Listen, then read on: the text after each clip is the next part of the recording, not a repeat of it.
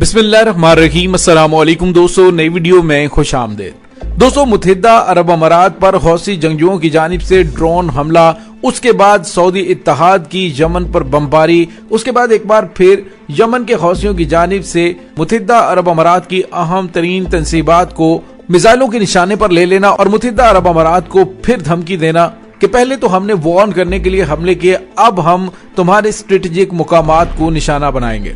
दोस्तों, वो स्ट्रेटेजिक मुकामात कौन कौन से हैं जिसको मुमकिन तौर पर मुत्तहिदा अरब अमारात में निशाना बनाया जा सकता है। इसके साथ ही इस तमाम सूरत हाल में इसराइल ने अपने घनौने मंसूबों समेत एंट्री मार दी है।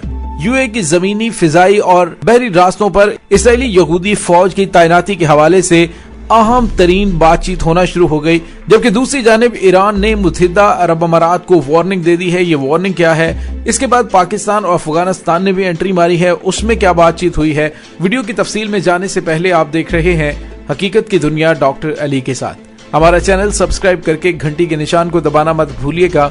इस वीडियो को ज्यादा से ज्यादा फेसबुक, व्हाट्सएप और सोशल मीडिया पर शेयर जरूर करें। शेयर और लाइक करने के साथ साथ कमेंट बॉक्स में पाक फौज जिंदाबाद, पाकिस्तान पाइंदाबाद और पाकिस्तान के गुमनाम हीरोज को सलाम का नारा कमेंट जरूर कीजिएगा। दोस्तों, मुत्तहिदा अरब अमारात पर हौसियों की जानिब से किए जाने वाले हमलों के बाद सूरत हाल काफी ज्यादा बिगड़ गई है। मामला जितना सादा लग रहा था उतना सादा रहा नहीं। पहले तो यूं लग रहा था कि बस हौसियों की जानिब से मुत्तहिदा अरब अमारात को वार्निंग दी गई, उसके बाद उन्होंने बदला लेने के लिए सऊदी इत्तेहाद के साथ मिलकर हमला कर दिया और अल्लाह अल्लाह खैर सल्लाह मामला क्लियर हो गए। इस तमाम सूरत हाल का फायदा उठाते हुए इसराइल ने इस मामले के अंदर मुत्तहिदा अरब अमारात में एंट्री मार दी है। दोस्तों, याद रहे कि मुत्तहिदा अरब अमारात के अंदर इसराइल अपना सबसे बड़ा जासूसी का नेटवर्क कायम कर रहा है, जासूसी का हेडक्वार्टर कायम कर रहा है, जिसके हवाले से ईरान की जानिब से पहले ही मुत्तहिदा अरब अमारात को धमकी दी जा चुकी है। और जब से इसराइल ने यूएई में अपना सफारत खाना कायम किया है, उसके बाद से वहां पर इसराइली यहूदियों की गैर मामूली आमदोरफ्त से खित्ते के अंदर बड़ी हलचल देखने में आ रही है। दोस्तों, आपको याद होगा कि हमने आपको बताया था कि बाबुल मंदुब के पास वाक़े एक यमनी जजीरे पर मुत्तहिदा अरब अमारात ने कब्जा किया है और यमन के उस अहम तरीन दिफाई जजीरे पर अड्डा तामीर कर रहा है। अब जो खबरें सामने आ रही हैं वो ये हैं कि उस अड्डे की तामीर और वहां पर कब्जे के हवाले से इसराइल अहम किरदार अदा करता हुआ नजर आ रहा है, क्योंकि बाबुल मंदुब के रास्ते इसराइल की 80% के करीब तिजारत होती है। लिहाजा वो वहां पर किसी भी मुमकिन खतरे को पहले से ही रोकने के लिए मुत्तहिदा अरब अमारात की आड़ में घुसना चाह रहा है। इसी वजह से हौसी जंगजुओं में शदीद गमो गुस्सा पाया जाता है और उन्होंने इसी वजह से मुत्तहिदा अरब अमारात पर हमला किया था। दोस्तों, अब जो ताज़ा तरीन पेशरफ्त है वो ये है कि इसराइल ने मुत्तहिदा अरब अमारात को बर्री, बहरी और फिजाई दिफा के हवाले से पेशकश की है कि वो हौसी जंगजुओं के हमलों से बचाने के लिए अपना एयर डिफेंस सिस्टम उसे दे सकता है, इसके अलावा अपनी एयरफोर्स उसे दे सकता है और इसके अलावा जमीनी फौज यानी कि ग्राउंड फोर्सेस और बहरी फौज भी मुत्तहिदा अरब अमारात की दिफा में मदद कर सकती है। दोस्तों, ये खबर नहीं बल्कि ये सारा प्री प्लान था, क्योंकि मुत्तहिदा अरब अमारात की जानिब से इतनी बड़ी बड़ी असलहे की डीलें की जा रही हैं, उसके पीछे यही हकायक हैं कि मुत्तहिदा अरब अमारात के अज़ाइम काफी ज्यादा तोसी पसंदाना होते जा रहे हैं। इसी वजह से उसने यमनी जजीरे पर कब्जा भी किया और वहां पर इसराइलियों की आमदोरफ्त भी शुरू हो गई है। और प्लान यही था कि इसराइल को पहले तस्लीम किया जाएगा, फिर उसके साथ मिलकर खित्ते के अहम और स्ट्रेटेजिक मुकामात पर कब्जे किए जाएंगे और वहां पर इसराइली फौजों को उतार दिया जाएगा। और अब उसी मंसूबे पर अमल दरामद के लिए इसराइल की जानिब से ऑफर की गई है और इस खबर को ब्रेक किया है टाइम्स ऑफ इसराइल ने। दोस्तों, इस खबर के सामने आने के बाद अब ईरान और हौसी जंगजुओं और खित्ते में मौजूद ईरान की दीगर प्रॉक्सीज की जानिब से मुत्तहिदा अरब अमारात को वार्निंग जारी करते हुए कहा गया है कि अगर उन्होंने ये तारीख साज गलती कर दी तो उसके बाद तबाही मुत्तहिदा अरब अमारात का मुकद्दर बन जाएगी, क्योंकि ईरान किसी सूरत भी इसराइल का खित्ते के अंदर बढ़ता हुआ असर और रसूख बर्दाश्त नहीं कर सकेगा।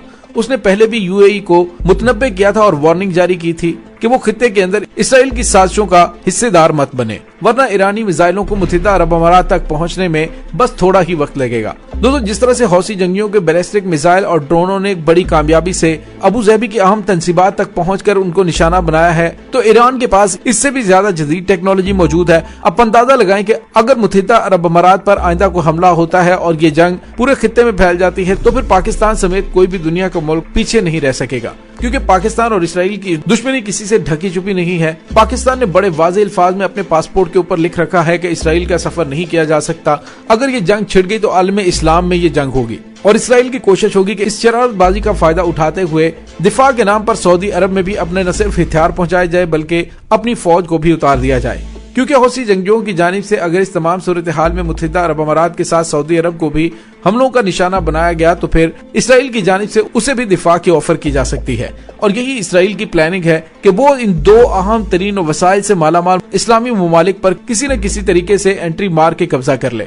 तो दोस्तों इसे न पाकिस्तान बर्दाश्त करेगा, न ही ईरान और न तुर्की, बल्कि इसके अलावा भी छोटे से छोटा इस्लामी मुल्क भी इस चीज को बर्दाश्त नहीं करेगा और फिर एक बहुत बड़ी जंग शुरू होगी जिसकी शायद बहुत अरसा पहले पेशगोइयां की जा चुकी हैं।